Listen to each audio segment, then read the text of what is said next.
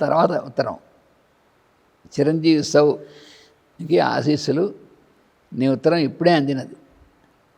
అక్క ఉత్తరం కూడా ఇప్పుడే అందినది. ఒకే కవర్లో 2-3 ఉత్తరాలు పెట్టి పంపినచో పోస్టేజ్లో వేస్టేజ్ ఉండదు. అక్క ఉత్తరం అక్క వేరే పోస్ట్ చేసింది, చెల్లి ఉత్తరం చెల్లి వేరే పోస్ట్ చేసింది, తమ్ముడు ఉత్తరం తమ్ముడు వేరే పోస్ట్ చేశాడు ఒకే ఇంట్లోంచి. అది చెప్తున్నారు. ఎందుకు అంటే ఎవరికి వాళ్ళకి మన రాసిన ఉత్తరమే చదువుకోవాలనేటువంటి అక్కడే ఉంది వ్యామోహం. అందరు రాసిన ఉత్తరాలు ఒకే దండ పెట్టి చేస్తే పోస్టేజ్ తగ్గుతుంది కదా అన్నారు. నీకు ఇంకొకరి వచ్చిన కళని గురించి, నీకు ఇంకొకరికి వచ్చిన కళని గురించి నీవు చూసినది సత్యమే కానీ భ్రమ కాదు. మనస్సు ఎంత ప్రశాంతముగా ఉన్నదో అంత స్పష్టముగా కనిపించుట జరుగును. కళలో కనిపించిన ఆకారము మీ మాస్టర్ అయినటువంటి సెరాఫీస్ గారి శిష్యునిది. అలాంటి సమయములలో నమస్కారం చేసి ప్రశాంతంగా ఉండుట మన కర్తవ్యం. సెరాఫీస్ గారు నిన్ను చల్లగా అనుగ్రహించి కరుణించుదుగాక. నేను ఇక్కడ ఆల్ప్స్ పర్వత శ్రేణి మధ్య ఉన్నాను. చుట్టూ పర్వతములు, ప్రతి పర్వతం మంచుతో కిరీటాలు తలపాగాలు ధరించినట్లు ఉదయసూర్యుని కిరణాలతో మెరిసిపోతున్నాయి. పాతాళం లోతు లోయలు, ఆకాశాన్ని అంటే ఉన్నతములైన పైన వృక్షముల అరణ్యములు, గాలికి ఊగుచున్న శోభలు, ఆ గాలి హోరులో వినిపించే పిల్లగాలుల ఈలలు, దారులలో తేలుతూ నడిచిపోతున్న మబ్బులు ఉన్నాయి. వాడి నడుమ రోజు మేము కారులో పర్వతాగ్రం వరకు షికారు పోయి వస్తున్నాము. చాలా చలిగా ఉన్నా సరదాగా ఉన్నది. వర్మగారు నిన్న చలి లేదని కోశారు. కొండపైకి వెళ్ళిన వెనుక నడుస్తూ ఉంటే ఒక పక్కన మంచు గుట్ట ఉన్నది. బలానా పేరు కలిగినటువంటి యువతి, ఆవిడ అల్బర్ట్ శశి గారి శిష్యురాలు. ఆయన నెత్తి నిండా మంచు పోసి చలి లేదా అని నవ్వింది. ఆయన చలి లేదన్నాడు కదా, ఇంత తీసి పోసి చలి ఉందా లేదా, ఆయన లేదన్నాడు. నా మీద పోయడానికి దోసెడు మంచు పట్టుకొని వచ్చినది. నేను చిరునవ్వుతో ఆమె కళ్ళలోకి చూసి తిని, ఆమె జంకి ఆ మంచు నా పాదాల మీద పోసి భక్తిగా నమస్కారం చేసింది. పక్కన వర్మగారికి ఏమో ఎత్తిపి పోసేసింది ఏకంగాను, వేసి పైగా చలి లేదా అని. అదే పని గురువుగారికి కూడా చేద్దామని వస్తే ఒకసారిలో చూశారు. చూస్తే పాదాలు పోసి నమస్కారం చేసింది, ఫినిష్ అయిపోయింది. అప్పుడు అంటారు, నా తాపం తగ్గింది అని నేను ఎగతాళి చేసేదని. మా వసతికి ఎదురుగా లేక్ ఆఫ్ జెనీవా ఉన్నది.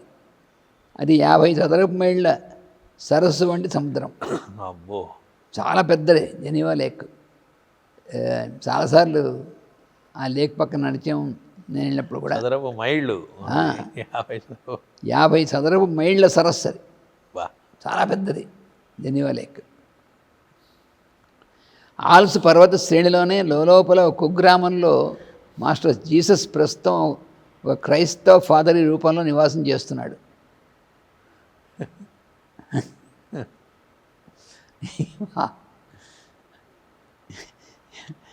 ఆయన దగ్గరకు సెరాఫీస్ వచ్చి చూచి వెళుతూ ఉంటారు. ఇంకా విశేషాలు ఈ మాట ఉత్తరంలో రాస్తాను. ఆయన అక్కడ ఉన్నారనేది, మాస్టర్ వచ్చి ఆయన దర్శిస్తున్నారని, ఇవన్నీ చెప్తున్నటువంటి ఈయనెవరు అనేది అర్థం చేసుకోవాలి. అక్కడ చాలా కష్టం. మరి ఈయన వాళ్ళలో ఒకళ్ళు అయితే తప్ప ఇంక ఎడ తెలుస్తుంది. ఒక మాస్టర్ కాకుండా ఇంకో మాస్టర్ ఎలా గుర్తుపడతారు? నేను బెల్జియంలో తీయించుకున్న ఫోటోలన్నీ బ్రసెల్స్లో డెవలప్ చేయడానికి ఇచ్చి వచ్చాము. అక్కడ చేరగానే పంపుతానని అన్నతో చెప్పు. ఇక్కడ అన్న కొన్నాళ్ళు ఉంటే గొప్ప భావకుడైన చిత్రకారుడిగా తయారు కాగలని అనిపించింది. అంటే ఫోటోలు కూడా చాలా పంపించారు, అవైలబుల్గా లేవు. అయినా ఎత్తులో కానీ మహిమలో కానీ ఇవి హిమాలయాలకు 3వ వంతు మాత్రమే. ఇంత వర్ణించిన ఈ పర్వతాలు హిమాలయాల్లో 3వ వంతు. ఎత్తులో కానీ మహిమలో కానీ, ఎత్తులో కానీ మహిమలో కానీ హిమాలయాలకు 3వ వంతు మాత్రమే.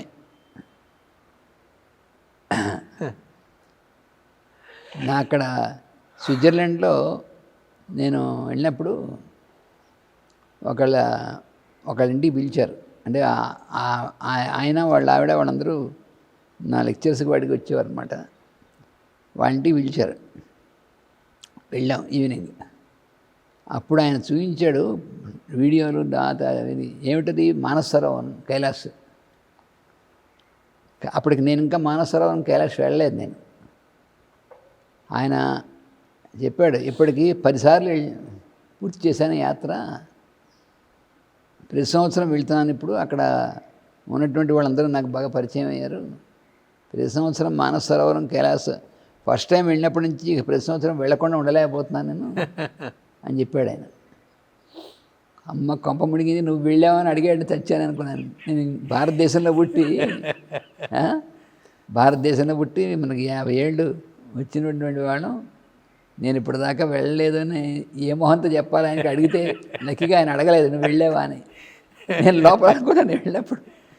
ఆయన వీడియోలు చూపిస్తున్నాడు, అవన్నీ చూపిస్తున్నాడు.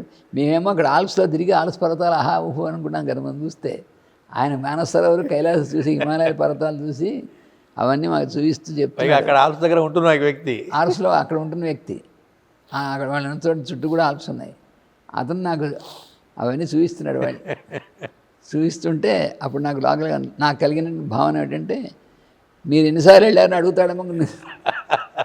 అడిగితే ఏం చెప్పాలి? నేను వెళ్ళలేదని చెప్పాలి, ఏం పంపెట్టుకు చెప్పాలి? భారతదేశంలో ఉన్నటువంటి వాడిని. అప్పటి నుంచి అనుకున్నాను, యాజ్ ఎర్లీ యాజ్ పాసిబుల్ తప్పకుండా మానస సరోవరం, కైలాస యాత్రకి ఒక్కసారైనా వెళ్ళాలి జీవితంలోనూ. లేకపోతే అక్కడికి మనం వెళ్ళినప్పుడు వాళ్ళు అడిగితే మీరు వెళ్ళారా అంటే దేవమోహం పెట్టాలి మనం వెళ్ళలేదని. అప్పుడు అనుకుంటాడు, ఏ భారతదేశంలో ఉన్నటువంటి వాడికి కూడా వెళ్ళాడంటే వీడికి ఇంకెనుకోని అనుకోడు వాడు. మరి వాడు అన్నిసార్లు వెళ్ళినవాడు అసలు చూడవలసిన వదిలేసి ఎక్కడికో వచ్చాడు అనుకుంటే మనం వెళ్ళి వాళ్ళ ఆల్స్ పర్వతాలకు హావు అనుకుంటాం. హిమాలయాలకి దానికి సంబంధం లేదు. హిమాలయాలు అసలు అంత ఎత్తు వరల్డ్లోనే లేదు. అందరికీ ఆశీస్సులు. ఇది ఈ లెటర్. అంటే హిమాలయాలకిను ఆల్ప్స్కి ఉన్నటువంటి ఇది ఇందులో ఇచ్చారు. జీసస్ గురించి ఇచ్చారు. జీసస్ ఎక్కడ ఉన్నాడో చెప్పారు. అక్కడికి సెరాఫిస్ వచ్చిట్టున్నారని చెప్పారు. జీసస్ ఎక్కడున్నాడంటే అక్కడ వాళ్ళకి కూడా మామూలు వాళ్ళకి చర్చి క్రిస్టియన్స్కి ఏం తెలియదు. చర్చి ఫాదర్గా జీసస్ ఉంటాడని ఎలా ఊహిస్తారు? అసలు ఊహిస్తారు కదా. అసలు నేను జీసస్ బయటకు ఏమో వ్యక్తం చేయడు ఆయన. చాలా విచిత్రం. అసలు ఆయన క్రీస్తు చెప్పినటువంటిది బోధనలకి అసలు వాళ్ళకి సంబంధం లేదు.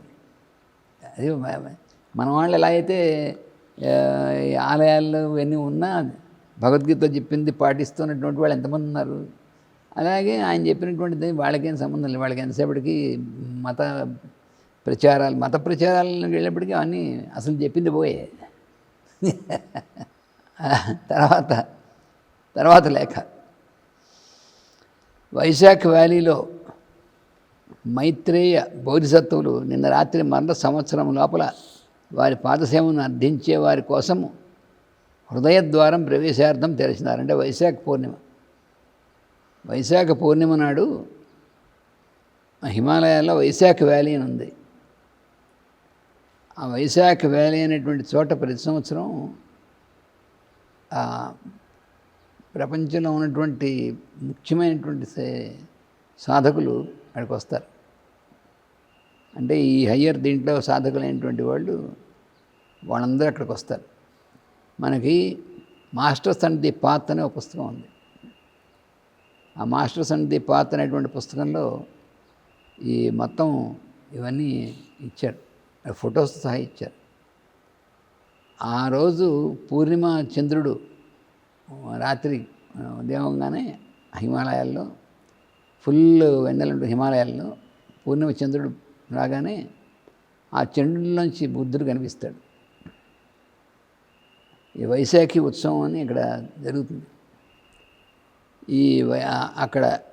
అక్కడ మైత్రేయ బోధిసత్వులు నిన్న రాత్రి మరలా సంవత్సరం లోపల వారి పాదసేవను అర్థించే వారి కోసం హృదయద్వారం ప్రవేశార్థం తెరిచినారు. నేను ధ్యానమున ప్రవేశించి తిని. అంటే చేరేవాళ్ళతో ఫిజికల్ ప్లేన్లో చేరేవాళ్ళు కాదు కాబట్టి భౌతిక శరీరాలతో చేరడమే కాదు, వాళ్ళు హయ్యర్ దీంట్లో వస్తారు. అందుకని మాస్టర్ గారు నిజంగా ఫిజికల్గా ఎక్కడున్నారు, బెల్జియంలో ఉన్నారు ఆ టైంకి. కానీ ఈ టైంకి వైజాగ్ వ్యాలీలో ఆ దీనికి ఆయన కూడా అటెండ్ అయ్యారు. నా హృదయంలో మీరు ఉన్నారు. నేను అటెండ్ అయ్యానంటే మిమ్మల్ని అందరినీ స్మరిస్తూ ఉంటాను కాబట్టి మీకు కూడా ఆ ప్రజెన్స్ అనేటువంటిది ఉంటుంది అని. నేను తప్పక నిన్ను వచ్చి చూడాలనుకుంటున్నాను. ఇక అనుకొనడం మాని తప్పక వస్తాను. నిన్న రాత్రి వచ్చి వెళ్ళిన నన్ను మీ అని చెప్పి ఇచ్చారు. గుర్తుపట్టగలిగినదా లేదా కనుక్కో. నీవేమో కొంచెం నమ్మబోయి ఉలిక్కిపడి ఏడ్చినావు. గుర్తున్నదా? మన అమ్మతో చెప్పు నేను వచ్చి వెళ్ళాను. అక్కడే ఆయన ఒక వ్యక్తి కాదనేటువంటి పబ్లిక్గా తెలుస్తాయి, స్ట్రైట్గా సూచిస్తున్నారు. ఏడ్చావు అవన్నీ కూడా చెబుతున్నారు కదా. కేవలం క్రొత్త పాపాయి, రబ్బరు బొమ్మ, నవ్వుల రెమ్మ, లేత తమలపాకు, విచ్చు తామర రేకు, మీరిద్దరూ ఒక చోట ఆడుకుంటూ, చదువుకుంటూ, కొట్టుకుంటూ, తిట్టుకుంటూ, నవ్వుకుంటూ, కొలుక్కుంటూ తిరుగుతారు కదా. తొందర ఎందుకు? ఎత్తుకుందో కానీ హత్తుకుందో కానీ.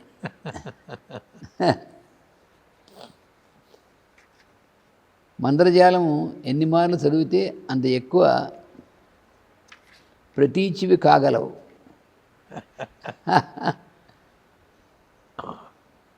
నీవు పొంది తీరాలి, పొంది తీరుతావు. ఈ ఉత్తరం 17/5/1973 రాశారు. అదే అక్కడి నుంచి కాదు. ఓకే, ఫారెన్ టూర్ దయ్యి మళ్ళీ వచ్చిన తర్వాత అటు అది వెళ్ళింది 72లో. 73లో వెళ్ళలేదు అసలు. ఆ 73లో రాశారు. విశాఖపట్నం నుంచి అని రాశారు. అంటే విశాఖపట్నం నుంచి వేరే ఊళ్ళో ఉన్న వాళ్ళకి రాశారు. రాసిన లెటర్ వేరే ఊళ్ళో ఉన్నటువంటి ఆవిడకి డెలివరీ అయినట్టు, కొత్తగా పాపాయి పుట్టినట్టుంది, ఆవిడకి రాశారు.